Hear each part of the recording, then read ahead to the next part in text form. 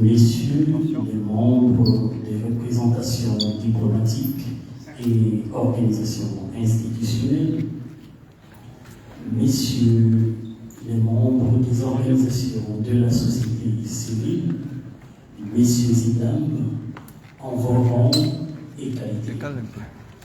Nous sommes aujourd'hui au terme de notre organisation de la cellule d'éveil qui a été structurée pour suivre les activités du processus électoral du 12 avril 2025 portant l'élection du président de la République. C'est pour cela que nous sommes ici ce jour. Vous aurez tout à l'heure le discours de Madame Blanche Simoni-Abili, coordonnatrice de mission Europe, le réseau des observateurs citoyens. Par la suite, vous aurez l'intervention de Madame Jeanne-Clarisse Villara, qui est chef de mission de la mission des organisations de la société civile. Sans plus tarder, mesdames et messieurs, merci d'écouter attentivement Madame Blanche Simoni-Abili. Je vous remercie.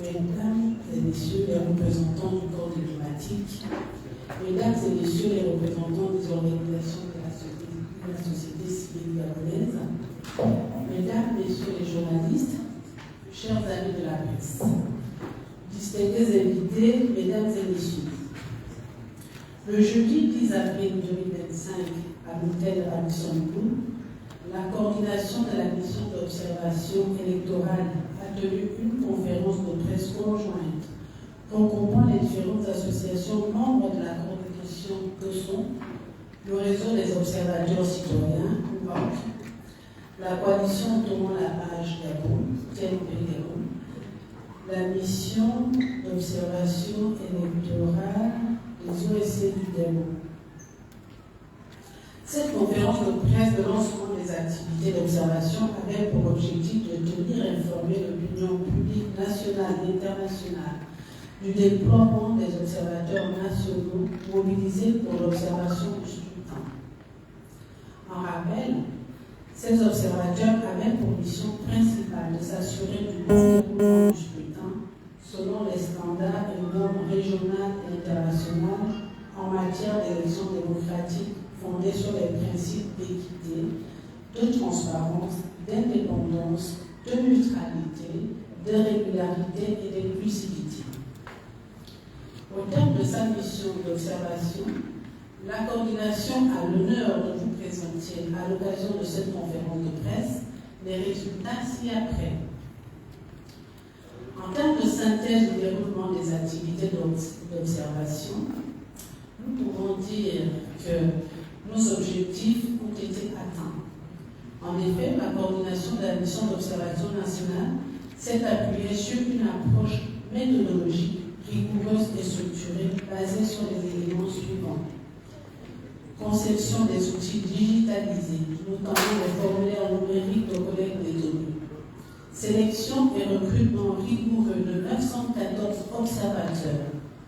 Formation des observateurs recrutés selon les standards et les normes régionaux et internationaux en matière d'élections démocratiques, fondés sur les principes de neutralité, d'équité, de transparence, d'indépendance, de régularité et d'inclusivité. Collecte et soumission des documents relatifs à leur accréditation auprès du ministère de l'Intérieur et de la Sécurité.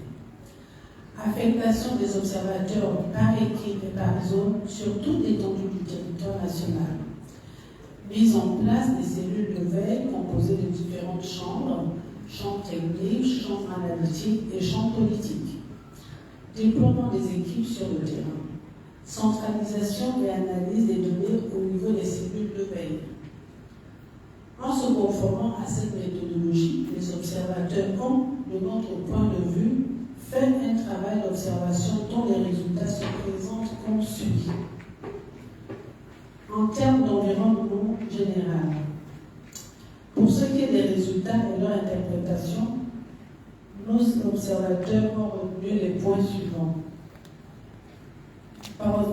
S'agissant de la campagne électorale, le démarrage timide, la campagne électorale s'est accélérée la dernière semaine, prenant la forme de meeting ou du porte-à-porte pour l'ensemble des candidats.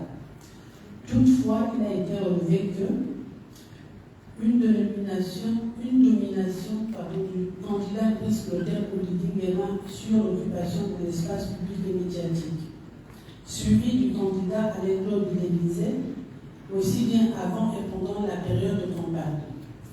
Une très faible visibilité des autres candidats lors de la campagne. Il a été noté en outre une forte présence des médias lors des meetings et des ouvertures de campagne, des médias publics et privés. Parallèlement aux médias traditionnels, il a été constaté un usage des outils et plateformes de communication digitale par les candidats. Les candidats étaient très présents dans les réseaux sociaux. À propos de la couverture médiatique, notre mission tient à souligner le bon travail des médias dans ce processus. Ce constat positif porte en particulier sur la manière dont les médias publics et privés ont couvert les élections. Toutefois, la mission note des disparités dans la couverture médiatique d'une région à une autre.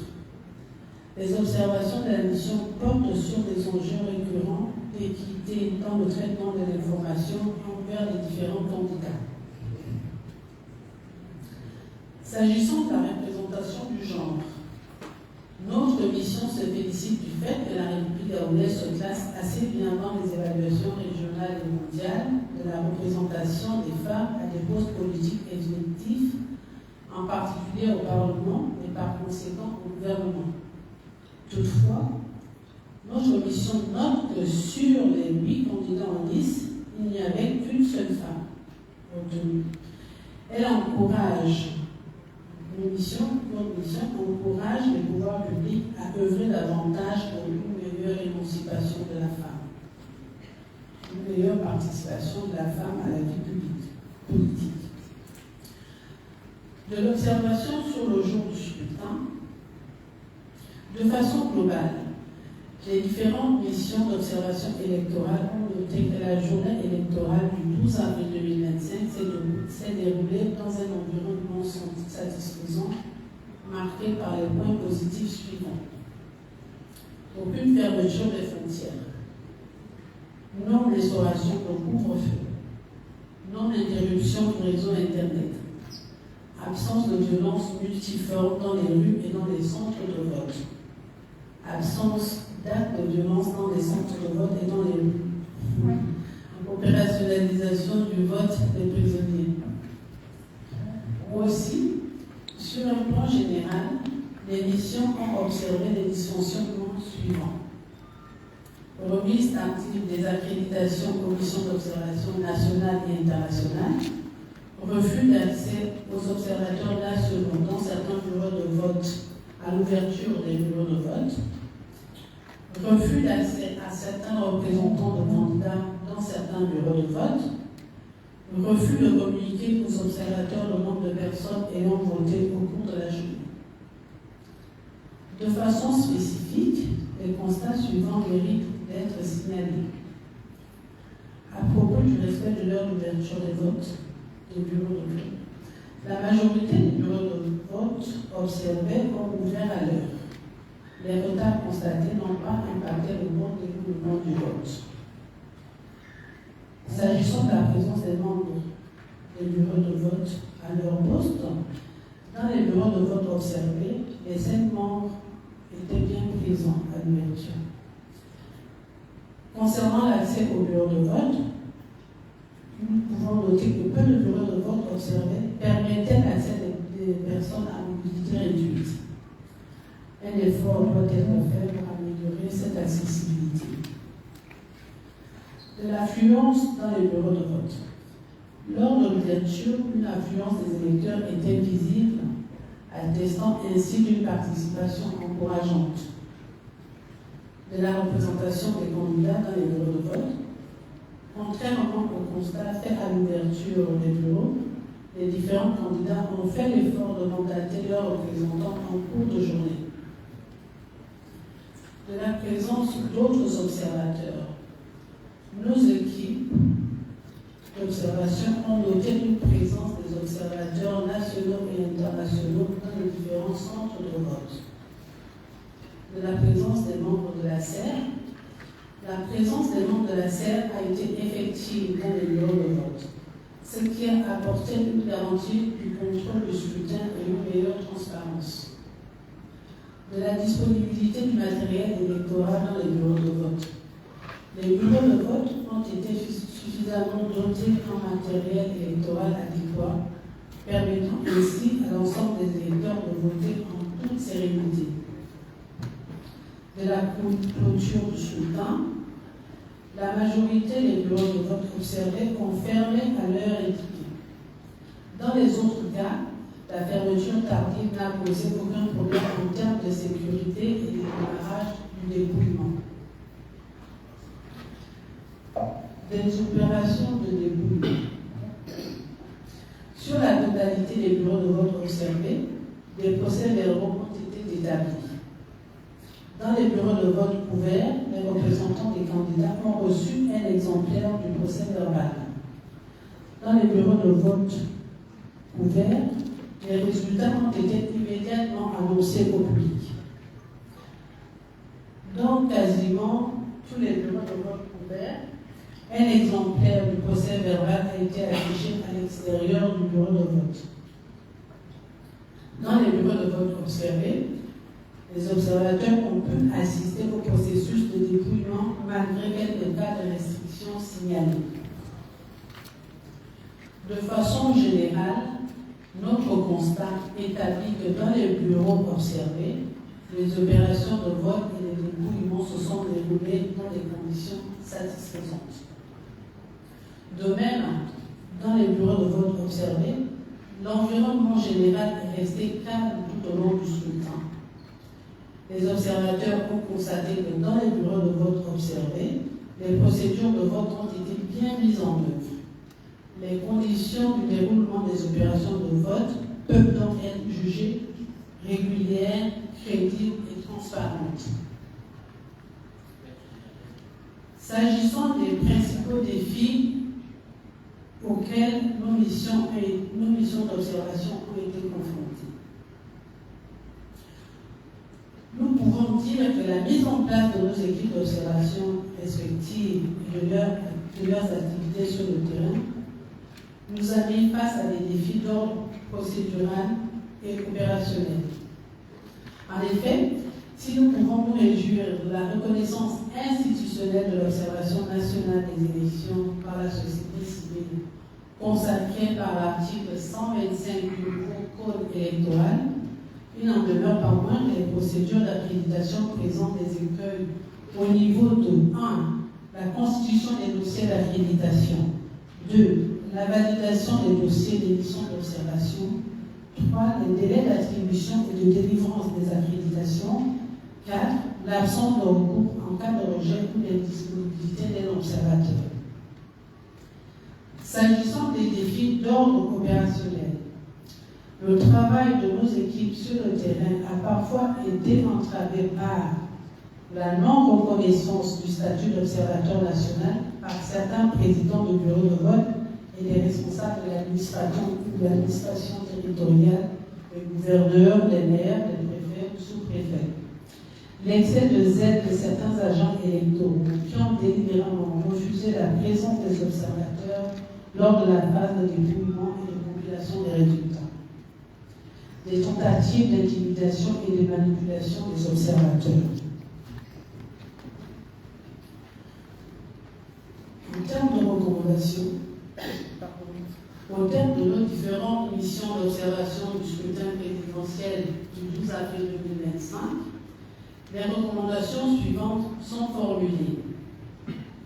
Au gouvernement, à travers le ministère de l'Intérieur et de la Sécurité, nous recommandons d'alléger la procédure d'attribution des accréditations, d'élaborer un guide de l'observation nationale, d'organiser des séances de formation communes entre le personnel de commandement, les personnels chargés de l'organisation des élections et les observateurs nationaux, de mettre en œuvre les politiques nationales d'éducation civique, citoyenne et électorale, de renforcer l'inclusion des parties prenantes dans l'organisation des élections, notamment la société civile, d'inclure davantage les femmes, les jeunes et les personnes vivant avec un handicap dans les instances de gestion des élections.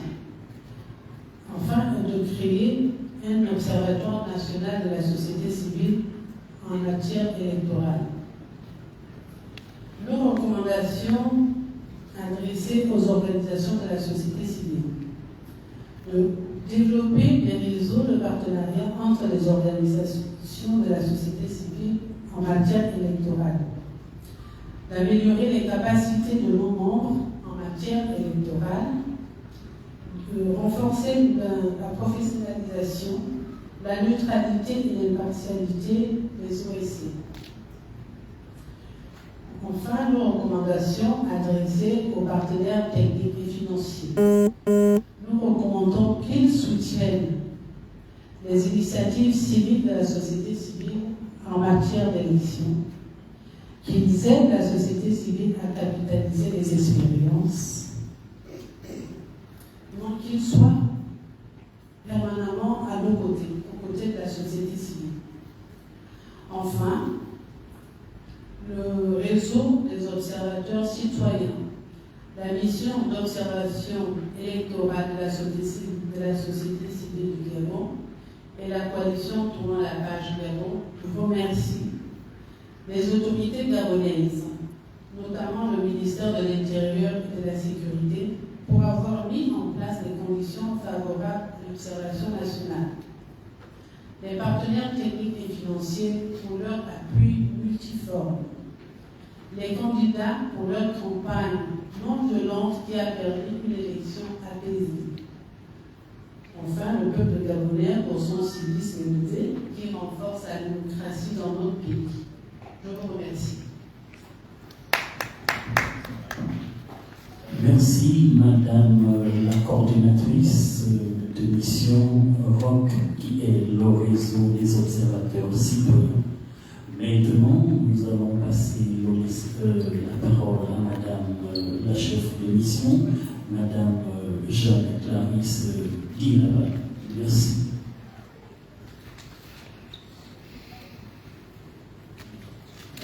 Merci, Monsieur le modérateur. Au terme de cette concertation commune qui réunit toutes les organisations de la société civile gabonaise, nous tenons à rendre un vibrant hommage à toutes ces personnes qui ont œuvré au bon fonctionnement de cette entreprise commune. Nous félicitons le peuple gabonais pour sa maturité et sa soif de démocratie. Dans le contexte exceptionnel que nous venons de traverser, nous remercions les partenaires en tête desquels l'Union européenne, l'ambassade de France, le PNUD, IDEA et ICES. Que Dieu bénisse toutes ces personnes et le Gabon. Je vous remercie.